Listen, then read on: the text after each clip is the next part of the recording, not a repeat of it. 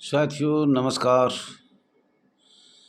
साथियों, कई प्रदेशों से आवाज़ आ रही है, सुना जा रहा है, वो बहुत अच्छी बात है। अब अपने प्रदेश में संघर्ष कर रहे हैं, अब अपने ज़िले में संघर्ष कर रहे हैं, संघ राज्य क्षेत्र दिल्ली और पांडिचेरी में भी कर रहे हैं। बड़ी खुशी की बात है। सबको एकता का परिचय देना चाहिए और हमारी सबकी एक ही समस्या है हिंदुस्तान में, और सबसे मोटी समस्या दो ही है जो हमें बार बार निकाला जा रहा है।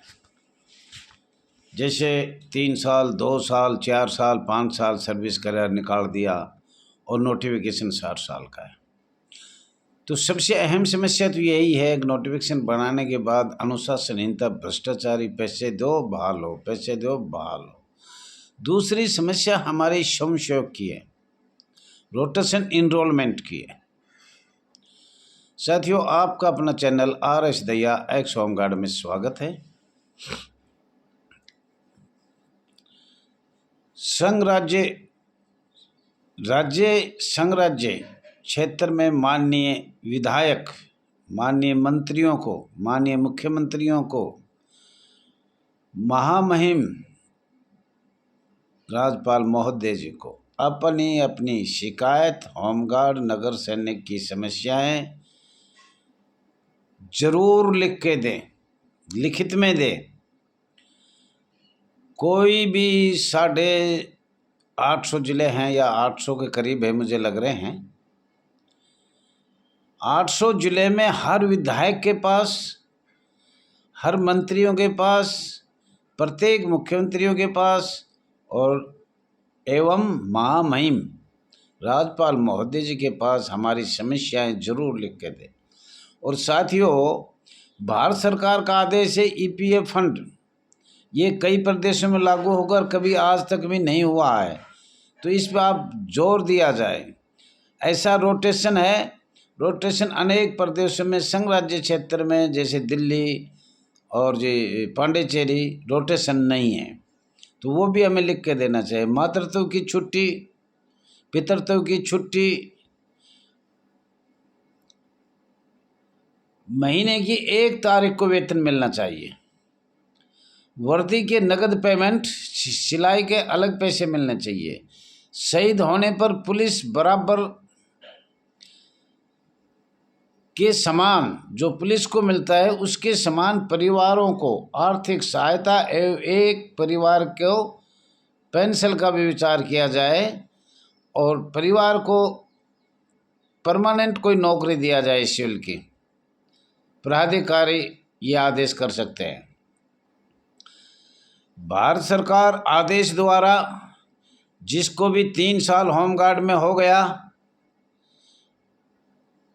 उसमें भारत सरकार का आदेश है 1984, 83, 84 का CND ग्रुप लागू किया गया है, जैसे झारखंड में किया गया है। लेटर हमारे पास है, लेकिन प्रैक्टिकल में नहीं किया, ज़मीन पे नहीं किया। कागजों में रहकर झारखंड का CND ग्रुप रह गया। जिसने भी 3 साल नौकरी किया है उनने राज्य सरकार कहीं भी उसको रोजगार दिया जाए। लेकिन ऐसे बहुत से स्टेट है और भी है। और आने जाने के ड्यूटी पे किराया माफ़ होना चाहिए। और इतना अधिकार हमें होना चाहिए, सरकार के अधिकारियों, जिला कमांडेंट, माननीय प्राधिकारी अधिकारियों से हम प्रश्न उत्तर कर सकें। हमारे बोलने पर भी हमें सेवा मुक्त कर दिया जाए। आज़ाद भारत में हमें अपनी आवाज़ उठाने के भी अधिकार नहीं है। तो ऐसे लिखा जाए, कोई भी जन नगर सैनिक होमगार्ड अपना संगठन बना सकता है संविधान के तहत। उसके माध्यम से अपनी आवाज़ बुलंद कर सकता है, अपनी जीवन गाथा या दुख की गाथा या अपनी समस्याओं को अवगत करा सकता है। परंतु आवाज़ उठाने पर कितनी महिला जवान, होमगार्ड जवान सेवा मुक्त किए हुए हैं, सस्पेंड किए हुए हैं। हमारे कांकेर ज़िले में सस्पेंड लिखते हैं क्योंकि पैरामिलिट्री फोर्स है ना ये, तो वो लेटर हमारे पास है। छत्तीसगढ़ कांकेर जिला वाला माननीय कमांडेंट जी लिखता है सस्पेंड कर दिया गया। तो सस्पेंड एक कर्मचारी को किया जाता है, तो ये एक पैरामिलिट्री फोर्स और अर्धसैनिक बल है। आज रोड पे खड़े हुए हैं। सबसे अहम समस्या यह है, हमें राज्य सरकार कुछ कार्य ये जो बताए हैं ये लागू कर सकती है, भारत सरकार का आदेश लागू कर सकती है, अपनी विधानसभा में अनेक प्रस्ताव पास कर सकते हैं, पर आज तक किसी ने नहीं किया। महामहिम उपराज्यपाल राज्यपाल के पास भी ये शक्तियां हैं, लेकिन वो भी इस बात पे ध्यान नहीं दे रहा है, क्योंकि नीचे से ऊपर तक भ्रष्टाचार है। बार बार आपको पता भी है कि वे भ्रष्टाचारी में डूबी हुई है ये संस्था। सबको अच्छा लग रहा है, क्योंकि राज्य सरकार भी खा रही है, भारत सरकार भी खा रही है, होमगार्ड अधिकारी भी खा रहे हैं।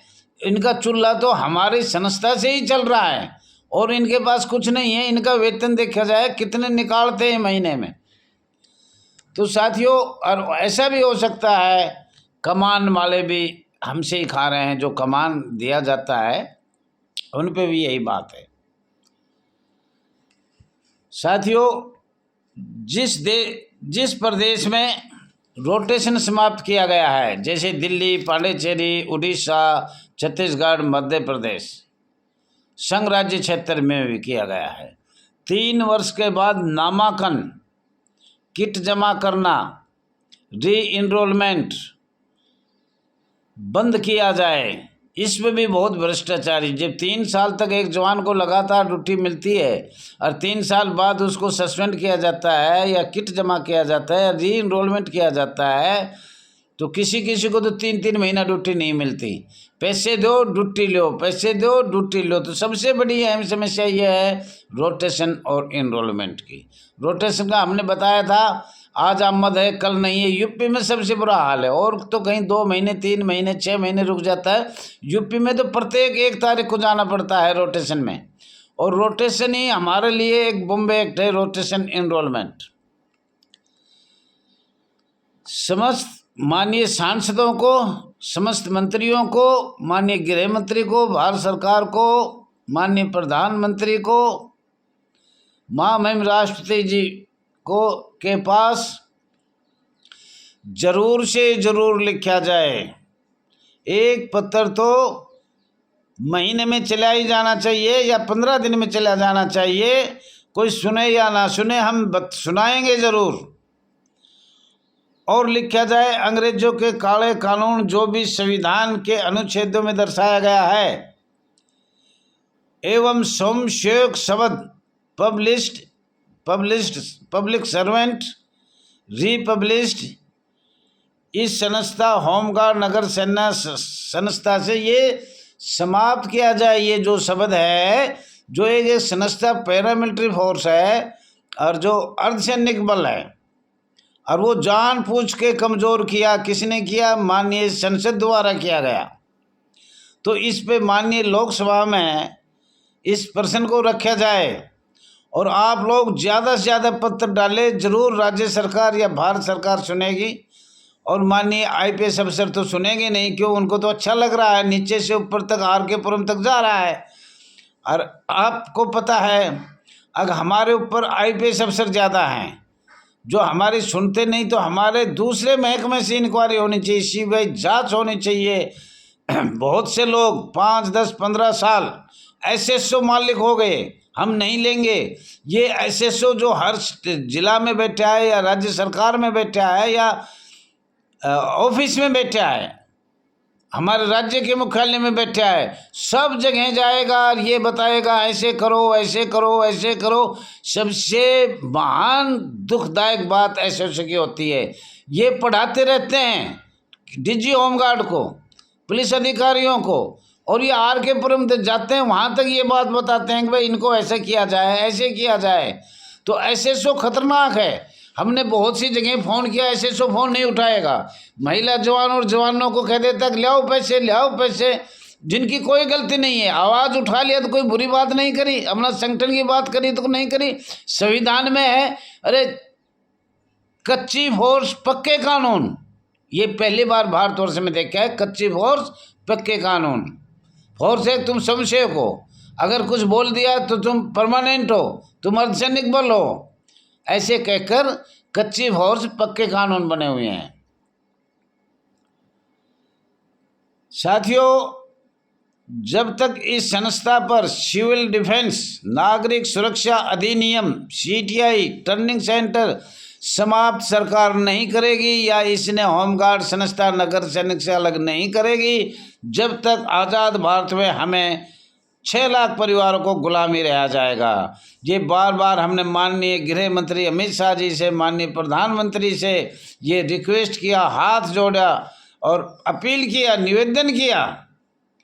अब इस संस्था से हमें नागरिक सुरक्षा संस्था तो अलग है, उसमें हमें क्यों मिला दिया गया? ये कौन सी ताकत अंग्रेजों की थी? क्या नेता सुभाष चंद्र बोस की फॉरवर्ड ब्लॉक बनाई हुई भी ख़त्म कर दी? जिन्होंने ट्रेनिंग करवाया था वंचित कर्नल ने, मेहर सिंह ने करवाया था, और उसको एक अंग्रेजों के कहने पर माननीय प्रधानमंत्री को क्या किया, जवाहरलाल नेहरू को क्या किया।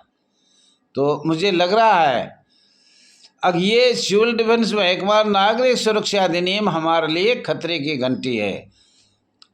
अग्निशमन किस लिए? अग्निशमन का हमारा क्या ट्रेनिंग का क्या मतलब है?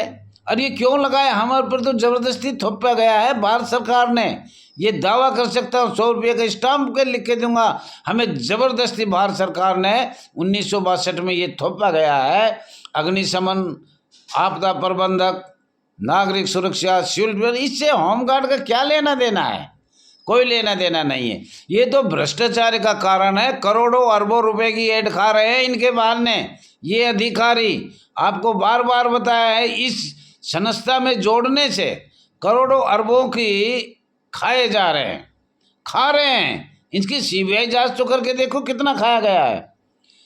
साथियों, माननीय गृह मंत्री अमित शाह से, माननीय प्रधानमंत्री जी से मैं ये कहना चाह रहा हूँ, all India home guard welfare association register number 34,987 के राष्ट्रीय चेयरमैन रघुवीर सिंह दहिया एवं वरिष्ठ अधिकारियों की तरफ से एवं समस्त 6 लाख परिवार की तरफ से संसद द्वारा विचार किया जाए, माननीय जूनियर स्टाफ ऑफिसर होमगार्ड केंद्र का जो है या राज्य का भी है, केंद्र का भी है, शक्तियों का एक तरीका है,